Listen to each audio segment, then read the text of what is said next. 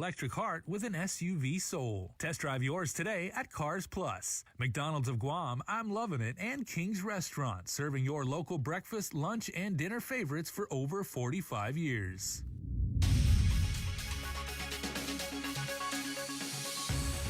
Ahead on primetime, a public hearing was held on a bill that would grant GPA an exemption for a diesel power plant that will be built near a middle school in Pidi. Plus, the island records 2 more COVID-related deaths, bringing the total to 276. And the decision to move Catholic schools back to remote learning was made with health and safety in mind. Hafa and good evening. It's a bit to prevent what GPA says could be a disastrous blow to the future reliability of the island-wide power system.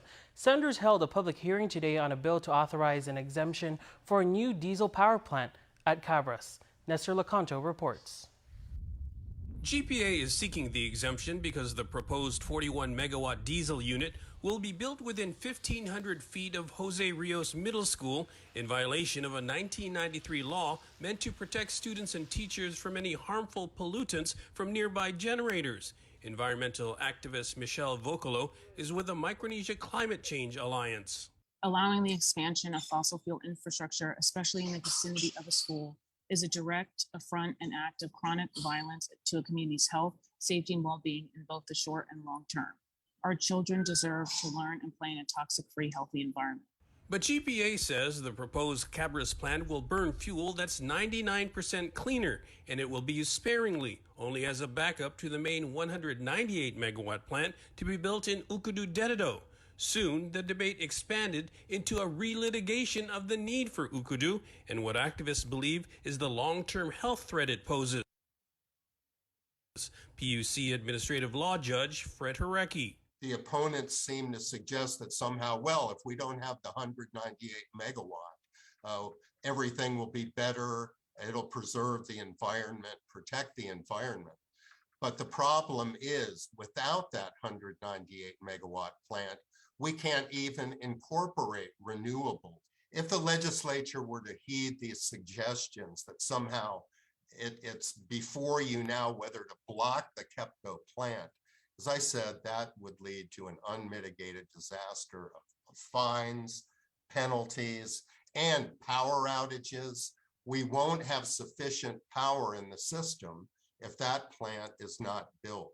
GPA has said, and the PUC agrees, that the Cabras unit is critical to the future plans for the island-wide system, and that's now in jeopardy. The lender has warned that if the law is not amended to avert the potential violation, it will withhold financing from KEPCO, the contractor for both the Cabras and Ukudu plants.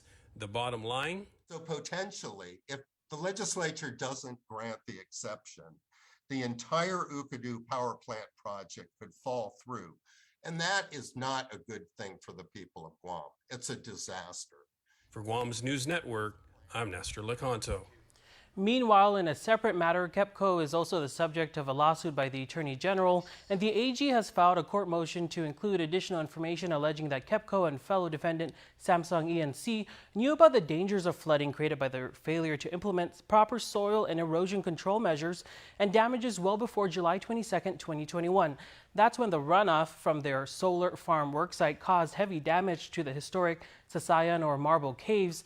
The amended complaint alleges that the defendants knew, among other things, about their responsibility to implement an approved erosion and sediment control plan, but the AG alleges they knowingly and intentionally elected to proceed with construction without implementing it or following the archaeological monitoring and discovery plan.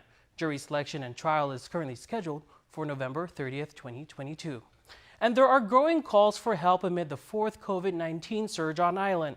And callers into the link express that they feel abandoned by the government and more should be done to address the surge. They're far from accepting that this is the new normal.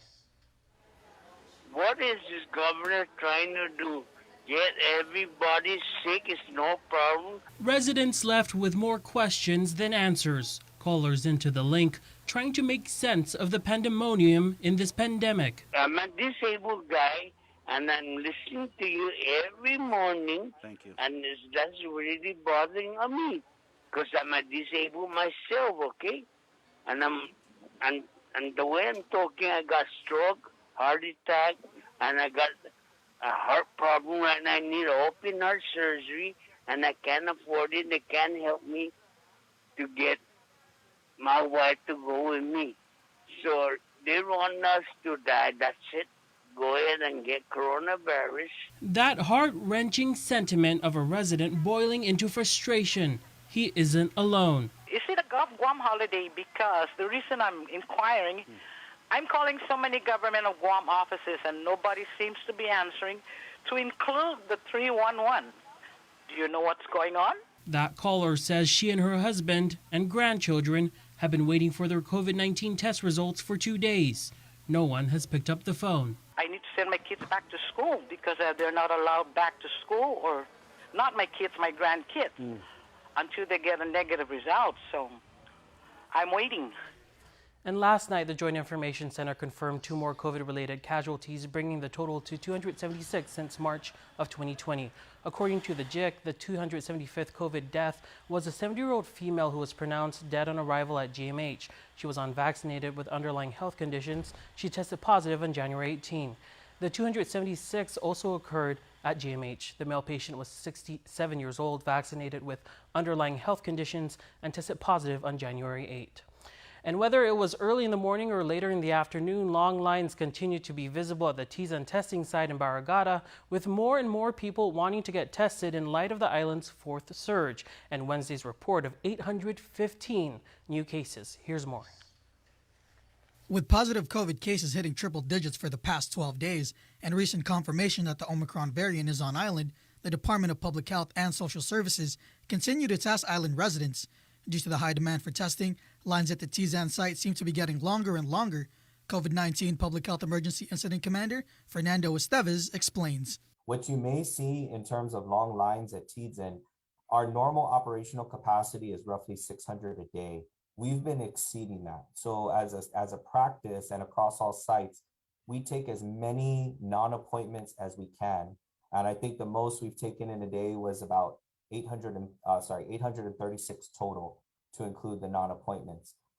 That way we can deploy our staff to other areas such as the lab as well, and other areas of need. Although the Northern and Southern health centers are also conducting COVID testing, Esteves said that rerouting residents from the Tizan site to one of the centers isn't so simple. We've evaluated that. Again, we're bringing more staffing on to be able to support those functions. It's not so much as just looking at the line and making that judgment on call to that. It's not so much as what you see in the line. Typically with Tizan, what happens is you have people who don't have appointments start lining up to come in first come, first serve.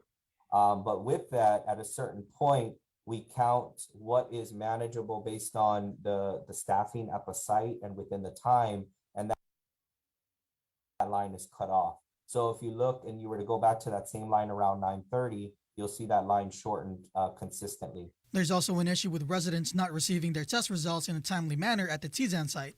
Now, we have been getting reports that there are individuals who are negative who aren't getting their results for 3 to 5 days sometimes.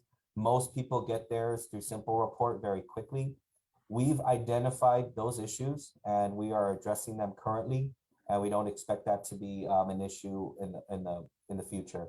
Esteves added that public health resources are currently focused on preventing the disease, infection, and death. For those wanting to get tested, the Tizan site will continue testing until the 22nd. Drive-ups will be accepted on a limited basis, but those with symptoms will be prioritized. The Northern and Southern health centers are doing testing as well until the 22nd from 9 a.m. to 12 p.m. by appointment only. Call 671-828-7604 or 7605 or 7518 for the Northern Health Center, and 671-635-7525 or 7526 for the Southern Health Center. Daniel Perez reporting for Guam's News Network. It was a difficult decision, but one made with the health and safety of the community in mind. Catholic Schools Superintendent Father Val Rodriguez explains why Catholic schools are going back to distance learning in the midst of the Omicron surge. Here's more. It's back to online learning for Catholic school students, grades 1 through 12, and Catholic School Superintendent Father Val Rodriguez says with triple-digit COVID case counts continuing to be reported, he had to do something. the number of positive cases on island, we are not talking of the Catholic schools, but of the island-wide situation is very alarming. As we all know, last night we have 815 new cases. When I saw all of those figures, I really have to start seriously thinking about the situation. And of course, when we talk of the high number of positive cases on island, the first question I ask myself is how could I help in a way curb the surge that is going on? Father Val says the decision wasn't easy to come to, but the school system's shortage of COVID test kits did play a role in that decision. We have, I think, test kits that will last until tomorrow. And, being able to test our kids that go to school when we see minor symptoms, we have to test them in order to make sure that they are safe to go to school. But when we run out of test kits, so how can we assure our community that our schools will continue to be safe? Father Val said he hasn't heard back from Public Health, the department responsible for providing schools with test kits to comply with public health school testing mandates. He added that Mercy Heights will be the only Catholic school open, but only for kindergarten and pre-K students. Father Val saying online learning is a struggle for these young students, but he's confident COVID protocols in place will keep them safe.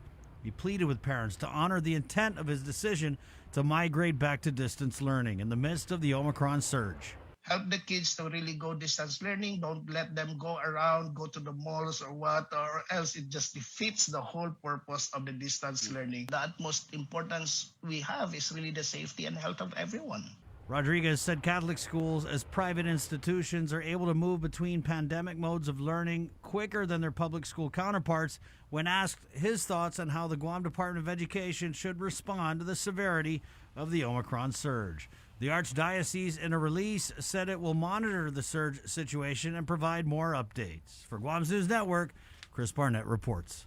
The governor should be giving out more assistance with the American Rescue Plan funds. This from Minority Senator James Moylan. The senator had floated an idea to use federal aid for $500 debit cards that to be given out to residents in 2021, and he is again pushing the proposal in 2022. Senator Moylan telling The Link that the need in the community for help is still great, especially since many have had to dismiss work after catching the virus or having to quarantine because of the exposure to close contacts. Well, how are you going to pay for your bills too, right? How are you going to buy your groceries? So I feel that the ARP funds are there. They're not being utilized as quick as possible. And what's wrong with giving folks, especially in this situation, since we no longer have PUA, we don't have anything in the pipeline to help with that, then provide the credit card, do something. Senator Moylan also raised concerns about COVID positives or close contacts having to isolate or quarantine, as many have had to use their leave when catching the virus or quarantining because they came into close contact with a known COVID case.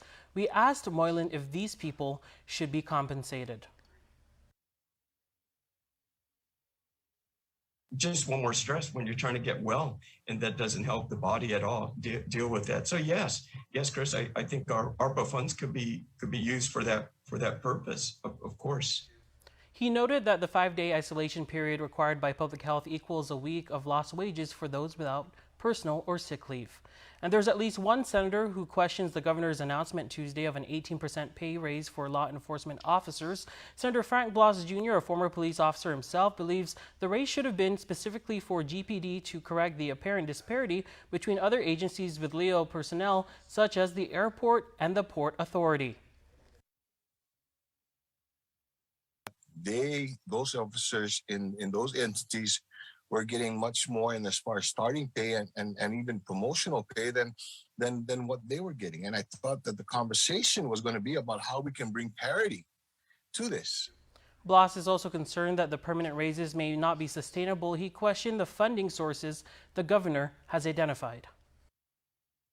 Earned income tax credit, the EITC, the child care tax credit. Eventually, those things are going to be looked at and whether or not they can continue. And if we're going to be relying on that and we don't bolster our economy, we don't do something to build our economy back up so that organically within our economy we're raising money as well, how are we going to sustain that? The governor also mentioned she would be using American Rescue Plan money for the initial raises, which go into effect at the end of the month. And in regional news now, former CNMI government cabinet member and sitting Senator Edith De Leon Guerrero is the lone Democrat in the 9-member Senate that would hear the impeachment trial against Governor Ralph Torres. She says the Senate is all ears and she isn't guaranteed to vote for Torres' conviction. Of course, I am a sitting Democrat. I'm the only Democrat in the Senate, but personally, I cannot sit there and go through this process and consider this as a political, game or for reasons because I'm a Democrat and the governor's a Republican. No. Saipan Senator Edith De Leon Guerrero is one of 9 senators who would decide the fate of Governor Ralph Torres in the impending impeachment trial. She wants to be fair and believes a person is innocent until proven guilty. It's only fair and proper that my actions as we speak today has to be based on the facts and the evidence that is going to be presented before us if that should come through as a trial. At least 6 senators would need to vote to convict Torres and remove him from office. And of the 9 sitting senators, there are 6 Republicans, 2 independents, and De Leon Guerrero, a Democrat.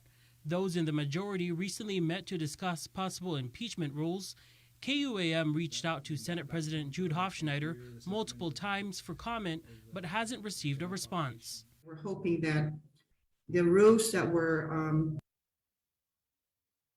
constructed back in 2013 during that time for the impeachment of Governor Fito, and subsequently he resigned before even the impeachment trial happened at the Senate, that the Senate take that into consideration so that, in our view, it will be a working document already in place and we don't have to spend so much time to try to construct a new impeachment rules. Those rules were crafted by the governor himself when he was a senator in 2013. Whatever decision is made by the Senate President, obviously, that will be the process that we will all take as we, become involved in the impeachment proceedings. And once again, we invite you to voice your view across our social media pages with our daily question. Today we're asking, would you want your children to go back to online learning amid the current COVID-19 surge? Stick around for more news here on Primetime. You're watching KUAM. And instant prizes from Foot Locker and Burger King. Win the best-selling 2021 Toyota Corolla LE, the crossover SUV 2021 Toyota RAV4 LE, and the dynamic luxury SUV 2021 BMW X1. The more you shop, the more chance to win. In the Micronesia Malls, shop and win. Don't need a work break, keep the smile on your face. The moments you can't replace, and I'll be around.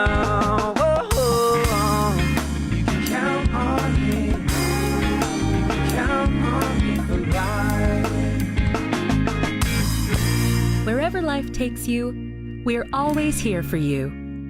Calvo's Insurance. Count on us for life. Let us know what's up on our KUAM News WhatsApp tip line at 671-727-0094. Share information about what's happening in your town, on Guam or the CNMI, and what you want us to know. Reach us on WhatsApp at 671-727-0094. Welcome back. In regional news, it's off to the races for gubernatorial hopefuls in the CNMI. After the announcement of Representative Layla Staffler as Tina Sablan's Democratic running mate, there are officially 3 teams vying for the executive seat, and it's already proven to be a historic and polarized election season. And in that work, I've worked with a lot of students, young people, and families especially. And so I wanted to try and do this kind of work and help more families. That was local House Representative Layla Staffler on the link in November. Overnight, she was announced as the Democratic Party nominee for Lieutenant Governor alongside Representative Tina Sablan, the former educator from Tinian, sealing the ticket for an already charged election season. In a previous interview on the link, Sablan shared what she wants in a running mate. Say that I'm looking for someone who shares similar values and shares a similar vision. I worked really hard with my Democratic colleagues to help write our platform that lays out the vision and the values of the party and our agenda for policy going forward. And the path forward already proving to be rocky. Some Democrats on Rota recently expressed their support for the independent Republican ticket for sitting Lieutenant Governor Arno Palacios and Mayor David Apateng. It's a crowded field with a Senate impeachment trial looming for Governor Ralph Torres, who's running for re-election with Senator Vinny Sablan. However, history already being made with Democrats Sablan and Staffler making the first female gubernatorial ticket in the NMI. To help the community during tough financial times, food commodity distribution was held in the Tamuning and Mangilao today. KUAM's Hannah Devanzo has this report. Island residents in need can come out and receive food from their respective villages. Today at the Senior Center in Tamuning, cars lined up ready to get their produce. Mayor of Tamuning, Luis Rivera. We have oranges, apples, carrots, and celery. 2 weeks ago, we gave out the dry foods, canned foods, and beans, macaroni. The commodity distribution is on a first-come, first-served basis and is limited to 3 households per vehicle. Today in Tamuning, 500 boxes of produce were available to the community. During this pandemic, everybody's in need of something one way or the other. Even if you have money, you're making money, but then you have to spend all your money on buying things to sanitize. You know, all the unexpected expenses are popping up all over. And so with food, I mean, you know, like especially like with this fresh produce, it's all, you know, it's such a blessing that this is being grown and, you know, gifts from God. You know, there's just, it's wonderful to be able to share that and get it out to the people in need. While they'll never turn down someone in need, the food distribution is specific to the people of the village where it's being held. And we don't know who it is, and we're not going to question. I mean, you know, we just ask that it go to people in need. You know, if you have more of, you know, and you're able to share, please do so. Don't hesitate, because there's always somebody out there in need. The next food distribution will be held in Santa Rita on Friday from 12:30 p.m. to 5 p.m. To find out more information, please call your respective mayor's office. They can also put you on the registry to pick up food. Reporting for Guam's News Network, I'm Hannah Devanzo. And 39-year-old Rebecca San Nicolas Morda appeared before Judge Michael Bedalio in District Court. During today's hearing, they discussed releasing her to her father as a third-party custodian. She was indicted on federal drug charges in September for attempting to possess with the intent to distribute up to 50 or more grams of meth. In addition, back in December, she found herself once again in trouble with law enforcement. An arrest warrant was issued for a federal fugitive at a residence in Dededo. The fugitive's girlfriend, Morda, was allegedly present. She, too, had a federal warrant for her arrest. During a search of the premises, officers discovered a small plastic bag containing methamphetamine. Morda is being charged with possession of a Schedule II controlled substance. At this time, she has not yet been released, and her next court hearing is scheduled for the 7th of February. And 26-year-old Jathan John Pangilinan Tautau appeared in Superior Court before Judge Vernon Perez for a pretrial conference hearing. During the hearing, his attorney Jeffrey Moots filed a motion to withdraw due to conflicts in his schedule. Attorney Douglas Moylan now has been appointed to represent him. Tautau has outstanding arrest warrants, and for months he had been dodging law enforcement officials. He was later apprehended while in possession of a stolen vehicle. He was charged with aggravated assault, assault guilt established by complicity, theft of a motor vehicle, conspiracy, robbery, kidnapping, theft by receiving, theft of property, carjacking, burglary to a vehicle, family violence, illegal possession of a Schedule II controlled substance, and warrants of arrest. His next court date is scheduled for January 24th. And 302 tax refund checks totaling a little over $1 million have been processed and will be mailed out this week, according to the Department of Revenue and Taxation. The checks are for error-free returns filed on or before December 30th, 2021. To check your status of your income tax refund, please log into your individual account. That's www.myguamtax.com and use the lookup status of 1040 refund tool. The Guam Community College launched its year of celebration commemorating 45 years of innovation and excellence. What first started as both a secondary and post-secondary school a little over 4 decades ago became GCC in 1982, which was established as a nonprofit public benefit corporation. GCC is an accredited 2-year college offering a Bachelor in Science and Career and Technical Education, 23 associate degrees, 18 certificates, 13 secondary programs, adult high school diplomas, high school equivalency exam, and continuing education courses. Dr. Mary Okada, the president of GCC, shared that she looks forward to the growing future of the region's leader in workforce development. There are many exciting times ahead, and I'm grateful to all of you for your continued support and confidence. Today is the opportunity for us to look back and recognize just how far we've come as an institution, with the purpose of knowing where the future can take us. Imagine for a moment what the future holds for all. What can we expect to see in the upcoming years?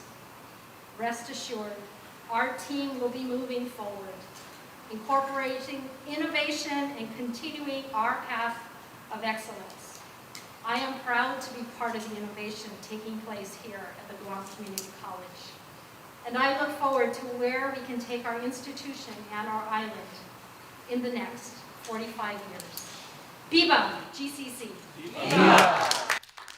GCC will be holding events throughout 2022 like Alumni and Friends Lunch, wine tasting, barbecue, golf tournament, and an open house. Stay with us. Coming up next on KUAM News, Sports with Dave Delgado, and still to come, your Cold Stone Creamery birthday shoutouts. Keep it here.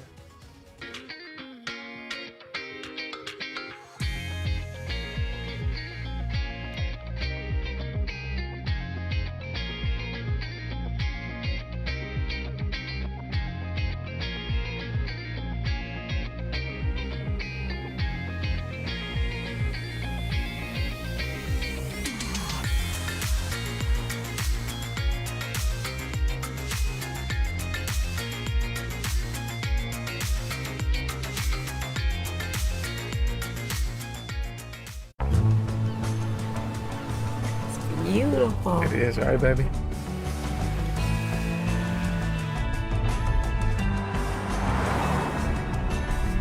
Dad, isn't that where we usually stop for gas? It's where we used to stop, but not anymore.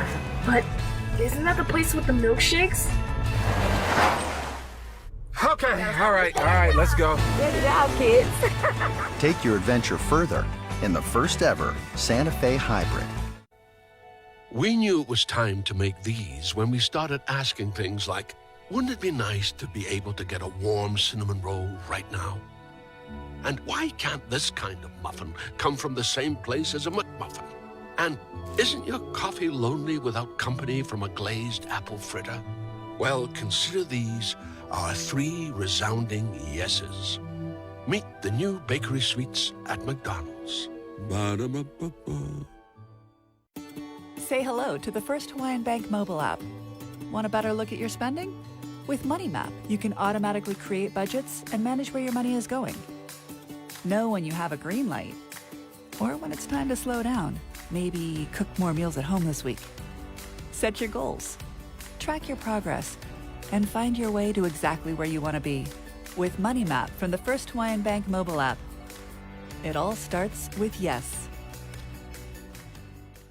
KUAM Sports is brought to you by Docomo Pacific. Better together.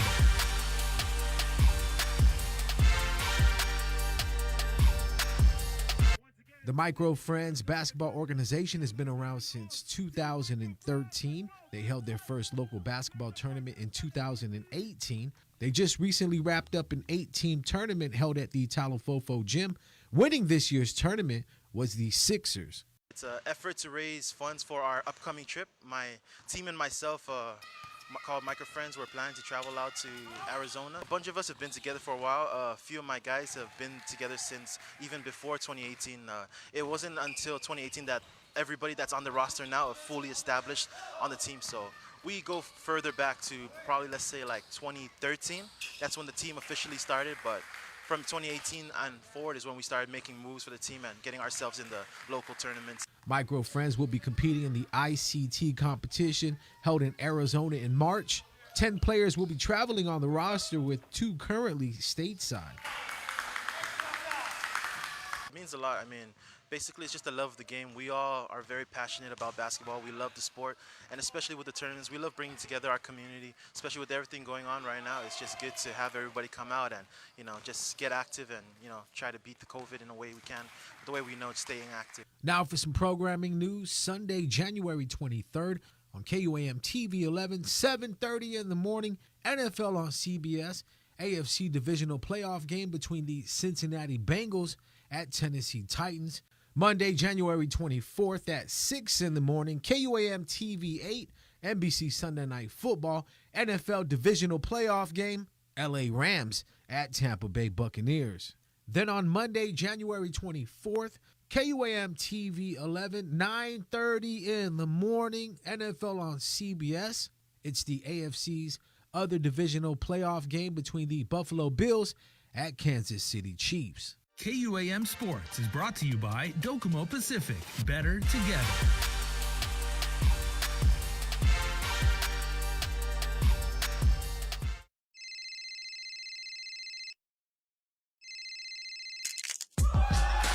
Need a new phone?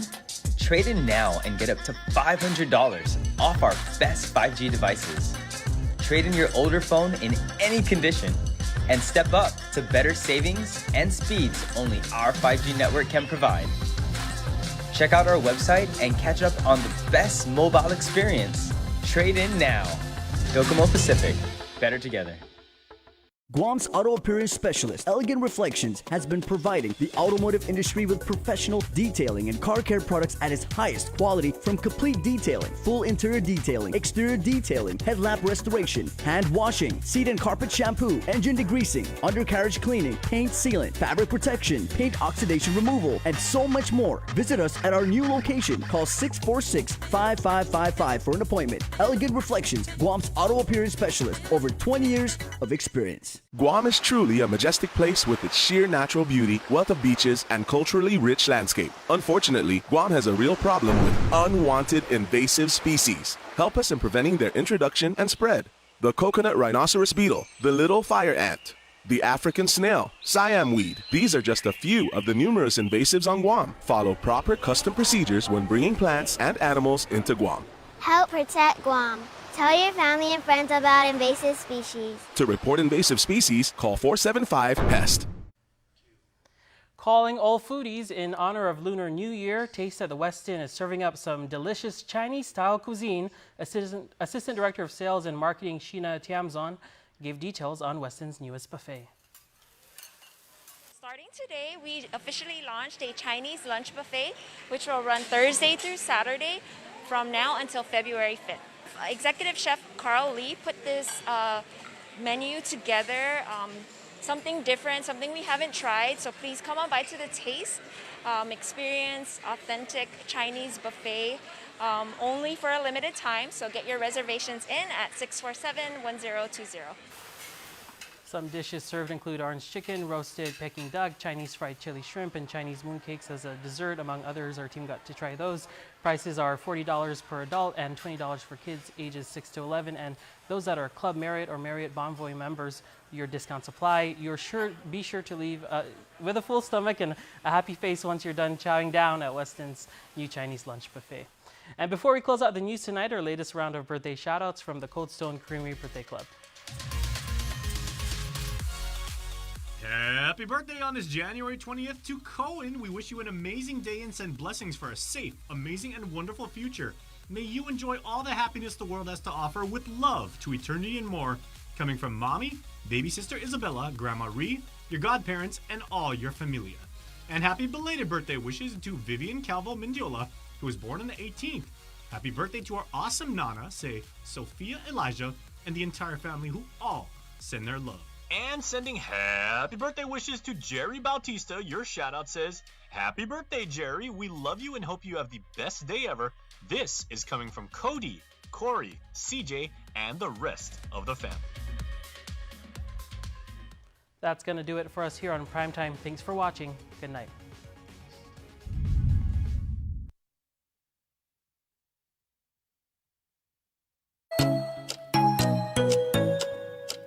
Local Music Mashup, sponsored by